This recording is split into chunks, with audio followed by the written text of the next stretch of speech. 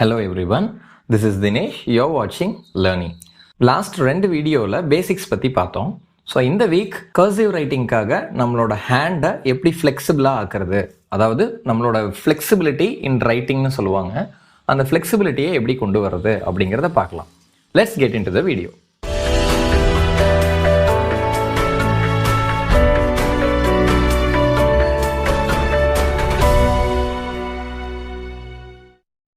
இன்றைக்கி நம்ம என்ன பார்க்க போகிறோம்னா ப்ராக்டிஸ் ட்ரில்ஸ் அப்படின்னா கர்சிவ் ரைட்டிங்காக நம்ம ஹேண்டை கொஞ்சம் ஃப்ளெக்சிபிளாக ஆக்கிக்கிறது அப்படின்னு அர்த்தம். லைக் இப்போ நான் ஸ்லாண்ட்ஸ் ஸ்ட்ரோக்ஸ் எல்லாம் நான் சொல்லி கொடுத்தேன் இல்லைங்களா, upward forward slant, downward backward slant, அந்த மாதிரி ஸ்லாண்ட்ஸ் எல்லாம் நல்லா அழகாக வரணும் அப்படின்னா நிறைய ப்ராக்டிஸ் தேவை. அந்த ப்ராக்டிஸ்க்கு இந்த ப்ராக்டிஸ் ட்ரில்ஸ் எல்லாம் ரொம்பவே ஹெல்ப்ஃபுல்லாக இருக்கும்.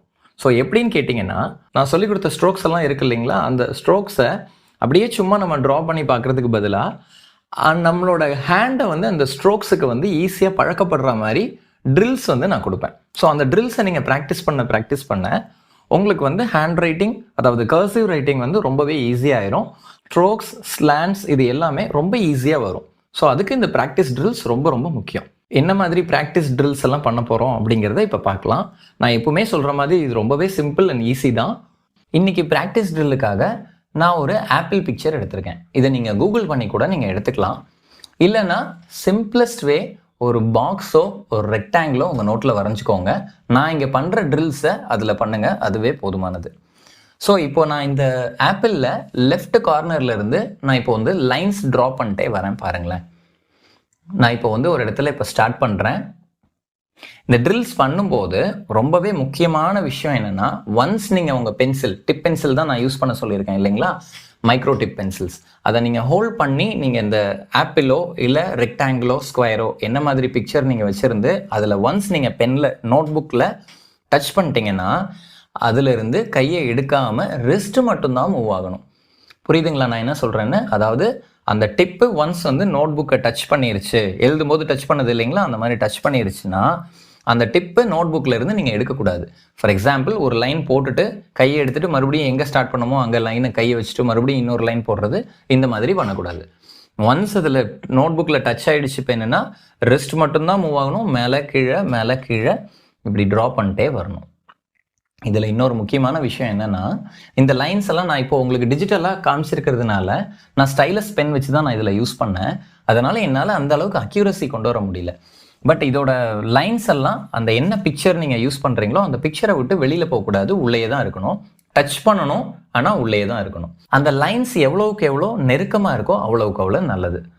நல்லா ஞாபகம் வச்சுக்கோங்க, ரிஸ்ட் மட்டும்தான் மூவ் ஆகணும், நோட் புக்கில் இருந்து நீங்கள் கையை எடுக்கக்கூடாது ஒவ்வொரு லைனுக்காகவும். இந்த லைன்ஸையே நான் வேறு விதமாக நான் போட்டிருப்பேன். இப்போ நான் லெஃப்டில் இருந்து ஸ்டார்ட் பண்ணி கீழே வந்தேன் இல்லைங்களா, அடுத்தது பாருங்கள், இப்போ நான் மேலே இருந்து கீழே வந்திருக்கேன். இது முடிஞ்சதும் கீழே இருந்து மேலே, ரைட் கார்னரில் இருந்து மேலே லெஃப்ட் கார்னர் போயிருப்பேன். அது முடிஞ்சதும் மேலே ரைட் கார்னரில் இருந்து கீழே லெஃப்ட் கார்னர் வந்திருப்பேன். அதே மாதிரி லெஃப்ட் கார்னரில் இருந்து மேலே ரைட் கார்னர் போயிருப்பேன். ஸோ இந்த மாதிரி ப்ராக்டிஸ் எல்லாம் பண்ணுங்கள்.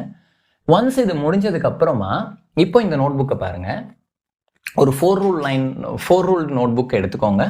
அதில் நான் சொல்லி கொடுத்த ஸ்லாண்ட்ஸ் எல்லாம் இருக்கு இல்லைங்களா, upward forward slant, downward backward slant, அந்த மாதிரி ஸ்லாண்ட்ஸ் எல்லாம் கண்டினியூஸாக எழுதி ப்ராக்டிஸ் பண்ணுங்கள். நான் இப்போ இந்த பிக்சரில் காட்டியிருக்க மாதிரி ஒன்ஸ் அந்த ஸ்லாண்ட்ஸ்லாம் முடிஞ்சிருச்சுன்னா ஸ்லாண்ட் கனெக்டர்ஸ்னு சொல்லுவோம்.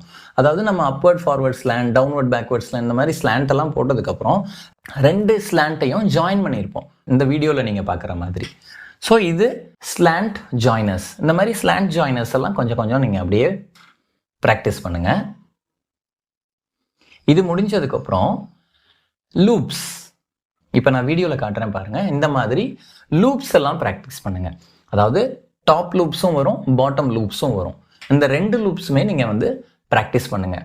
நான் சொல்கிற எல்லா விஷயமுமே நீங்கள் பேஸ் லைன்லேருந்து ஸ்கைலைன், ஸ்கைலைன்லேருந்து பேஸ் லைன், அதே மாதிரி கீழே லேண்ட்லைன்லேருந்து ஸ்கைலைன், ஸ்கைலைன்லேருந்து லேண்ட்லைன், பேஸ் லைன்லேருந்து ஏர்லைன், ஏர்லைன்லேருந்து பேஸ் லைன், இந்த மாதிரி எல்லா லைன்ஸ்லையுமே நீங்கள் ப்ராக்டிஸ் பண்ணணும்.